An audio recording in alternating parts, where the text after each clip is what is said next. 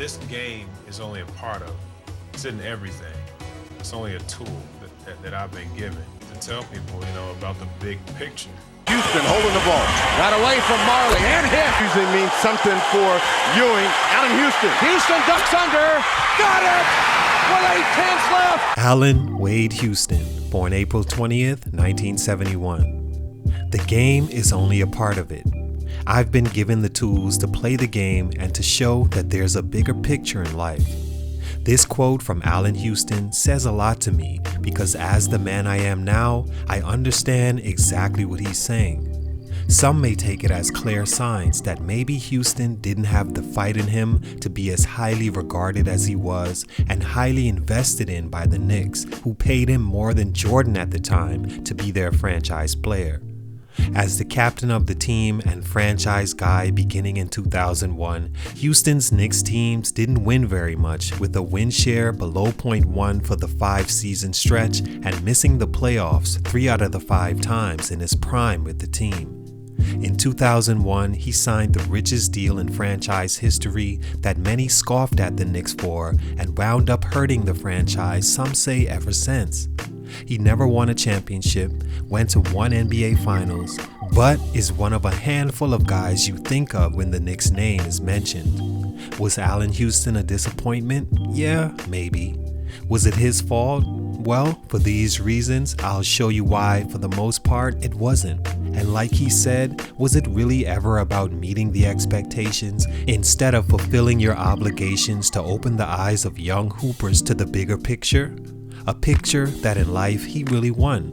He got to do everything he ever set out to do on one of the biggest stages in sports, was paid handsomely, and still left young enough and with enough influence to pursue that goal of teaching young people and help guiding young ball players correctly and professionally through the maze of basketball.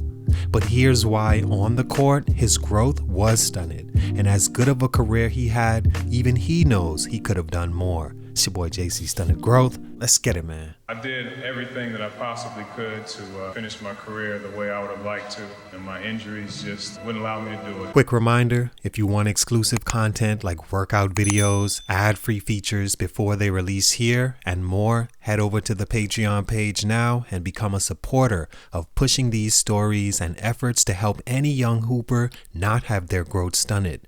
It's something I wish I had but didn't, so it's my offering to you. Appreciate you guys. Please drop a like and comment on this video and let me know who I should do next. Enjoy the video. With the 11th pick in the 1993 NBA Draft, the Detroit Pistons select Allan Houston from the University of Tennessee. Allan Houston is a 6'6" shooting guard born and raised in Louisville, Kentucky. Basketball was in his genes at a very young age, to say the least. His dad was a former professional player overseas, where he coached as well before accepting an assistant role at Louisville. It was there that a young Allan Houston soaked up the game literally from the sweat-drenched chins of the older Louisville players hovering over him in practice. Allan tried persistently to get out there and play with the older guys, only to be turned away like any early teen would. It wasn't until his sophomore year in high school that he finally got onto the court with the big boys and gained his confidence that made him a parade and McDonald's All-American by his senior year. He was a prime recruit that no school would offer because they knew being a Cardinal was inevitably in his future, but would never happen. His father wound up getting a head coaching job, which he deemed his dream job at Tennessee, and even Louisville's head coach urged Allan to act upon the unique opportunity to forget about the Cardinals and go play for his father. Houston did and became the school's all-time leading scorer. He was a 4-year player for the Volunteers that never averaged less than 20 points a game, nor shot lower than 40% from 3. His Tennessee teams were awful though, never making it to the tournament in Houston's 4 years. This may have foreshadowed what would become of the sweet shooting guard that was taken 11th overall in the 1993 NBA Draft. Stunt number 1, New York State of Expectations.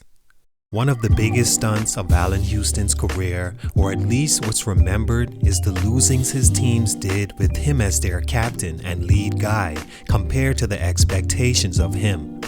Had he been able to produce more in the wins column, especially for one of the most popular teams in sports history, he could have been catapulted into another realm as a person.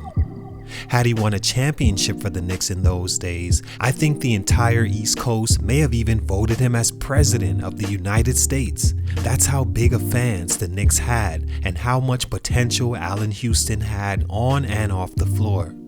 When Detroit drafted Houston in the lottery, they expected him to come in and develop slowly under leading scorer, shooting guard, and champion Joe Dumars, and that's what he did.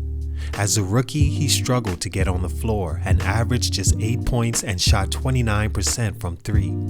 Many thought Houston would be a bust in the league until his second year proved with a little opportunity he could be a great player. The team had drafted Grant Hill prior to that season, who came in and was a star from day one and led the team with 20 points a game.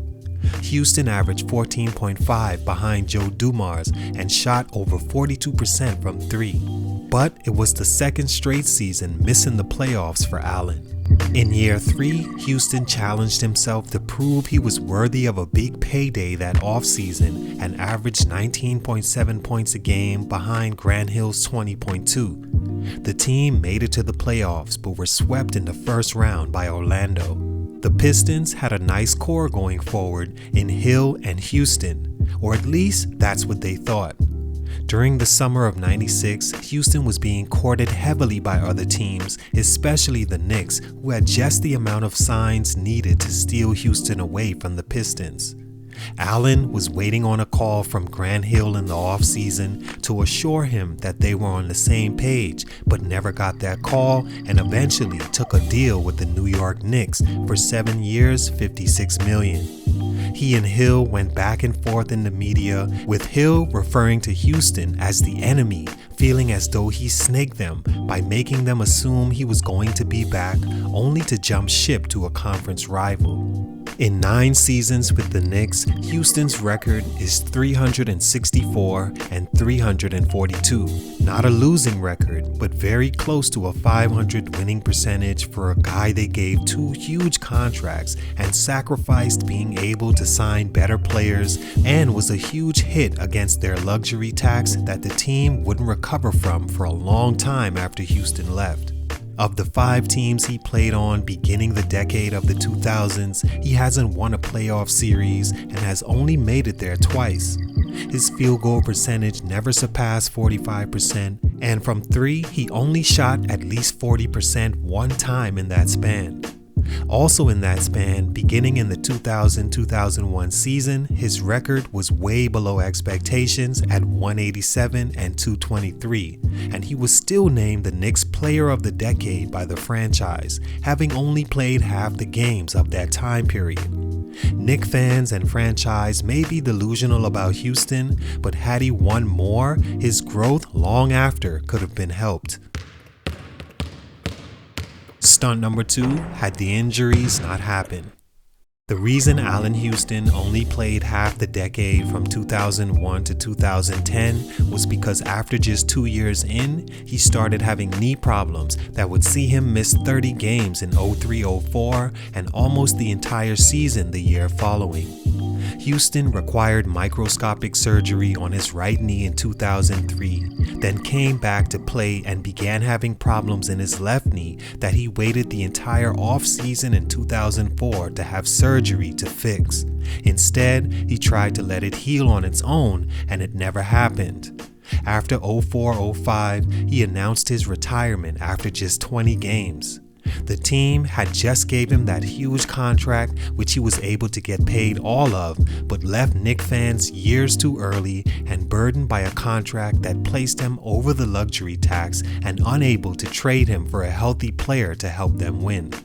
He would try to make a few comebacks in 2007, 2008, but unfortunately his body wasn't healthy enough and the Knicks would waive him before the start of those seasons. Had the injuries not happened, Houston could have went down as the all-time Knicks great and a clear-cut Hall of Famer. May have won the Knicks a lot more games as well and made good on that $100 million they essentially paid him for just 2 seasons. Stunt number 3, 33. The age Allan Houston was when he retired. For context, Kevin Durant will be 33 in September of this year and is still very much in his prime. The final stunt in Houston's career is him having to retire at a time when he was expected to put the final touches on his illustrious basketball career. But because of the knee problems that began soon after the Knicks paid him, he became a shell of himself from 03 to 05. Before this, Houston was one of my favorite shooting guards and people in the NBA. If you wanted an example of a professional basketball player and what it should look like in the traditional sense, look no further than Allan Houston.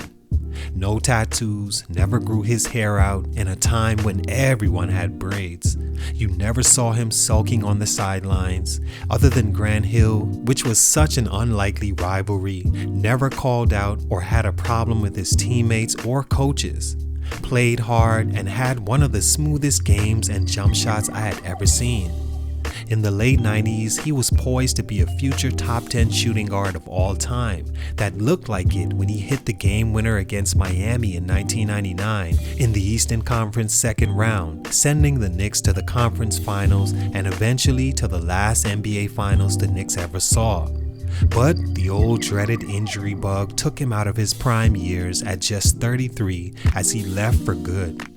All in all, I think Allan Houston had a very solid NBA career. No, he won't be a Hall of Famer in anyone outside of the Knicks book, but was still a fun player to watch and an exemplary role model that has taken those talents and transitioned into a motivational speaker of sorts and assistant general manager of the Knicks and currently the general manager for the team's G League affiliate.